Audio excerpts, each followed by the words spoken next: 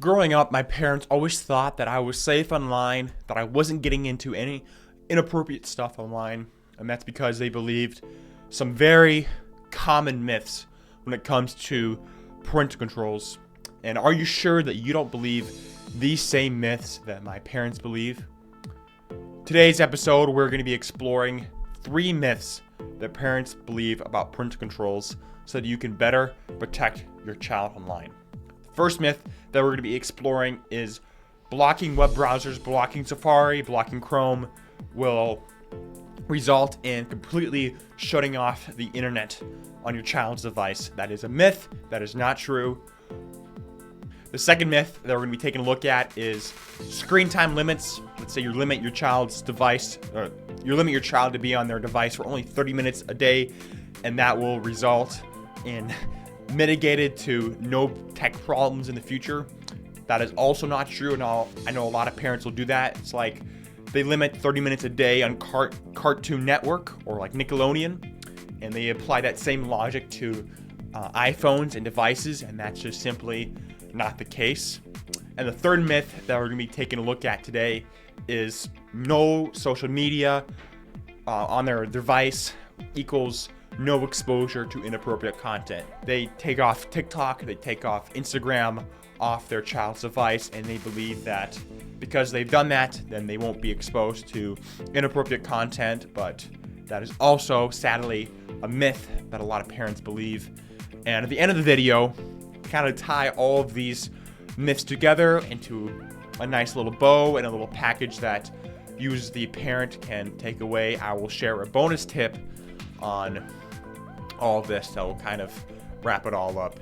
Welcome to the Parent Tech Support Show, where I empower parents with the tech knowledge they need to know to protect their kids online. My mission is to demystify parental controls, share practical tips, and reveal the tricks kids use so that you can navigate the online world with confidence. I'm your host, Jack Hughes, and because I grew up in this age of digital devices, I've had plenty of experience with getting around parental controls and doing things I wasn't supposed to. But those days are now over.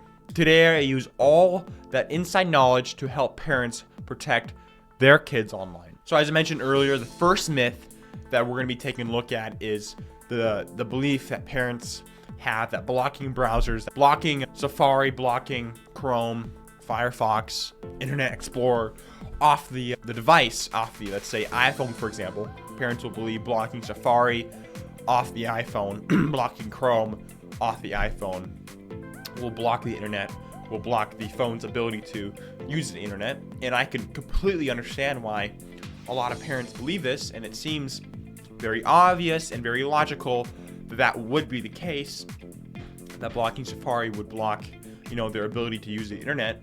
You can't find Safari. How are you going to go onto youtube.com, or how are you going to be able to view inappropriate websites with no web browser? Well, the reason why this is wrong is there are exploits that kids use to open up what I call backdoor browsers. And so these are like little mini browsers that can be opened up on other apps. So you can go on like Apple News app, you can go on the Settings app, you can go on like Google Docs, like the Google Docs app, and you can open up a little mini web browser in that app. And there are a few ways you can do that. I'm not entirely sure of all of them, but I know of one of the major ones, which is something I call the Google sign-in backdoor. And this is whenever an app uses the Google sign-in feature. So a lot of apps, a lot of Google apps especially, will use a feature that Google provides to log into a certain app using their Gmail account, using their Google account. And so whatever app has a Google sign-in feature also has a backdoor onto Google and a backdoor onto a hidden browser. So there are a lot of apps with a Google sign-in feature. Even the Settings app has that. You go on email on the Settings app and you're able to access a Google sign-in backdoor in that. Growing up, I used this Google sign-in backdoor on an app called LibriVox. And LibriVox was perfect because it was an audiobook app. It still is an audiobook app. It's actually a really nice app because it provides a lot of free audiobooks to people. I believe all the audiobooks are in the public domain, so they're all free. Anyways, it was perfect because if my parents ever saw me on that app, I would just say I was listening to books, and they would never have suspected a thing because, you know, it was an app that you would spend a lot of time on. You could do it on the Apple News app, for example. Luckily, though, there is a solution. There are a few other things you can do as well on top of the solution. And that solution is blocking the device's ability to use the internet. So we're not blocking web browsers. We're not blocking Safari. We're not blocking Chrome. We're pretty much shutting down the device's ability to use the internet through the settings app, through screen time, especially on an iPhone. You can do this on an Android. You can do this on other devices as well, but I mainly specialize in iPhones. So the way we're going to do that is we're going to go to settings. We're going to go to screen time, and under family, we're going to choose your child's name, or you can go right on your child's device and go to screen time there as well. And then we're going to go to content and privacy restrictions. Then we're going to go to App Store. Then we're going to press on media, web, and games, that little tab there. And then we're going to go again to web content. I know there's a lot of steps here. And then when we're on web content, we're going to press only approved websites. And you could also remove all those approved websites there if you don't want any websites for them to access. And essentially what this is doing is this is blocking the phone's ability to use the internet. It doesn't matter what web browser they're using, it's completely shut down. You can't use the Google backdoor. You can't use Chrome either.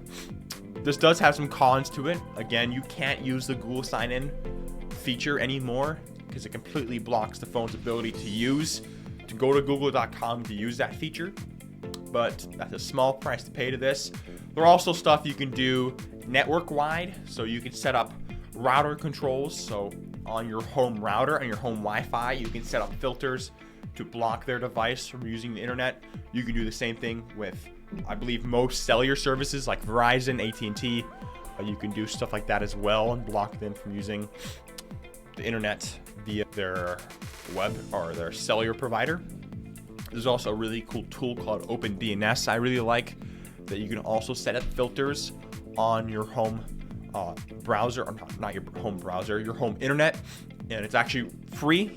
OpenDNS, you should check them out. I'm a big fan of them. Not sponsored in any way. Now, a lot of this can be very confusing and can cause a lot of headaches, especially with web browsers and blocking the internet usage from your child. What if you want to allow them to have some websites?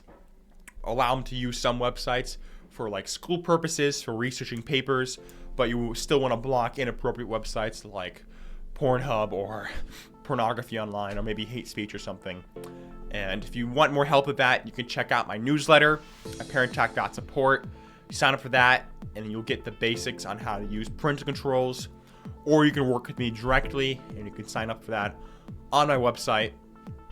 But moving on from that myth onto the second myth, which is parents who believe limiting screen time, who believe setting up just screen time limits will result in very little problems with their children later on.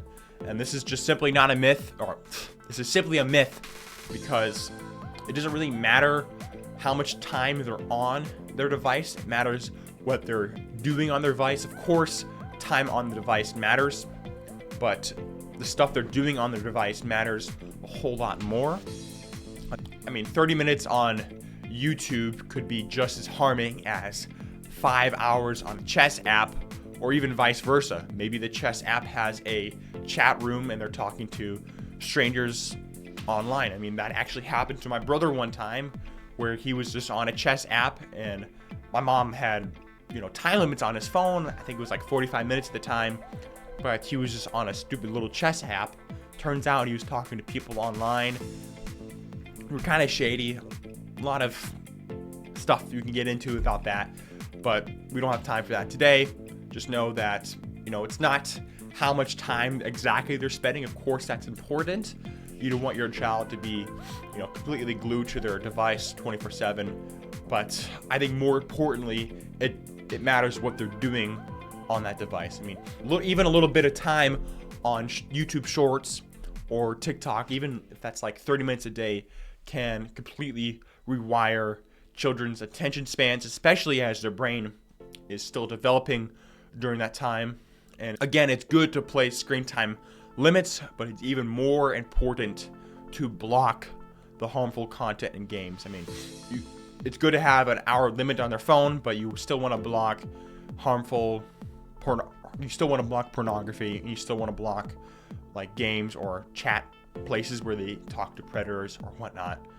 And that kind of leads into the second myth, or not the second myth, the third myth that parents will believe, which is, no social media. They block TikTok, they block Instagram, they block Facebook, and just because they block social media, that means that their children are not getting into harmful content.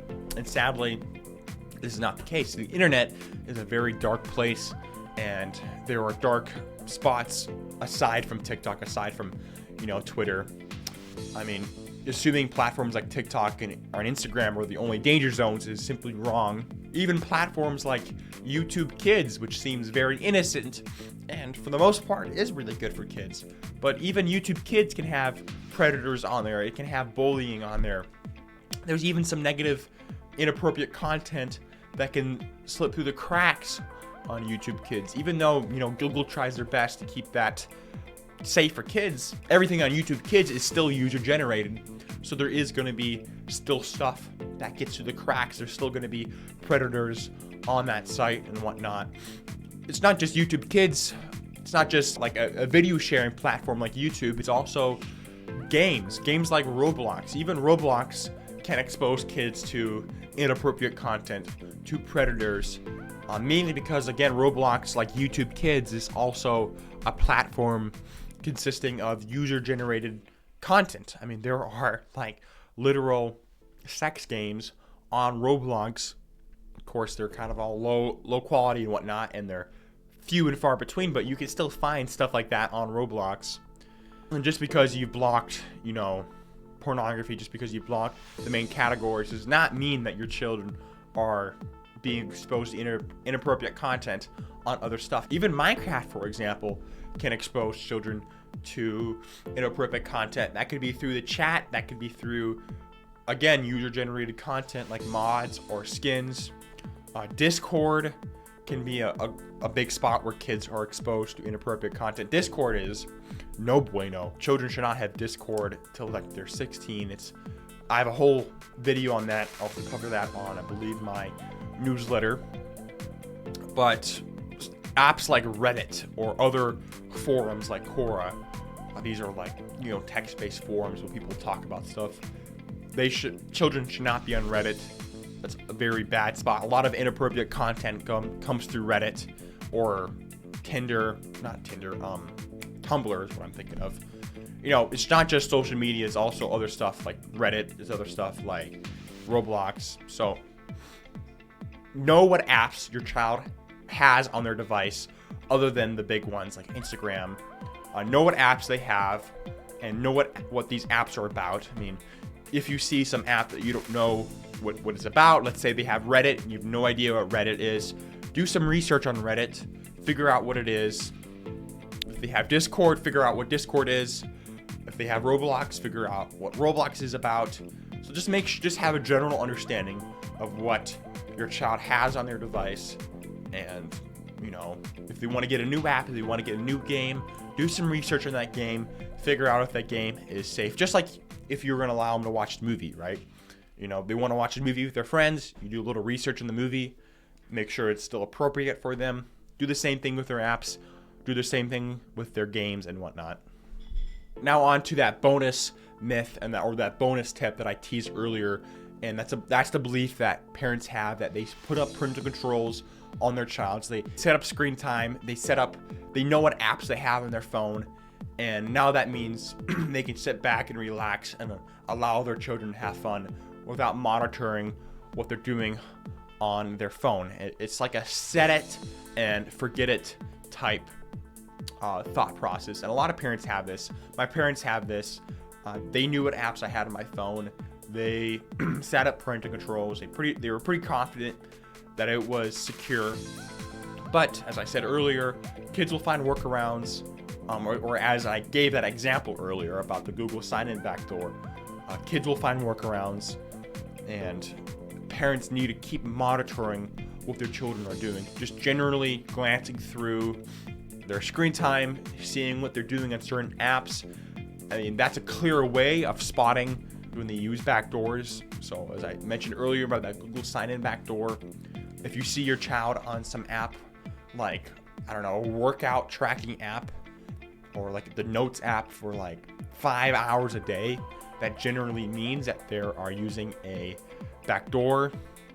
I mean, just generally checking through what they're doing, having a general sense of what they're doing on their device will go miles in protecting them, because oftentimes parental controls will fail, or they'll find workarounds, or stuff will just be updated and it'll be messed. It's like everything deteriorates, right? Your car deteriorates if you don't have maintenance. So generally checking through what they're doing on their phone, knowing what they're doing, knowing what's going on, general maintenance essentially will go miles with protecting your child online. As I said earlier about that Google sign-in backdoor, if my parents just checked my screen time and they would have seen that I spent hours a day on that workout tracking app, they would have, seen something fishy, and they would have known something was up, and they would have figured out that I was using some backdoor to go on the internet. So look at the screen time report. If there's something fishy, or you might need an expert to look at the screen time, maybe they're on certain apps and you're not sure if they're finding a backdoor. You can sign up for my ongoing tech support on my website, where you can talk with me and I can give you advice, or I can kind of diagnose some problems there. Again, as a little recap, we walked through the 3 myths, or the 4 myths, which is, the belief that parents block the web browsers and then their children are safe from the internet. And the second myth was, they set up screen time limits and they have protected their children. The third myth was they block social medias and therefore they've mitigated all the dangers online. And the fourth myth, or the bonus tip that we talked about, was the belief that, you set up screen time and children are not going to be exposed to any inappropriate content. The overarching theme of the podcast is you should be involved and knowledgeable in what your child is doing on their phone, just like you wouldn't let your child go downtown without knowing what is downtown. Maybe it's a shady area, maybe it's kind of hood-like or something. You need to know what websites, what apps your child is using, what are they doing, what games are they playing. And one of the best sources to kind of keep you updated on this would be my newsletter. On my newsletter, we cover topics like the pros and cons of YouTube, TikToks, built-in parental controls, how to reduce screen time, the best strategies for parental controls. And you can check that out by going to my website at parenttech.support. And that's all for this week. Don't forget to share this podcast with other parents who would benefit from the show. And I hope you all have a good week.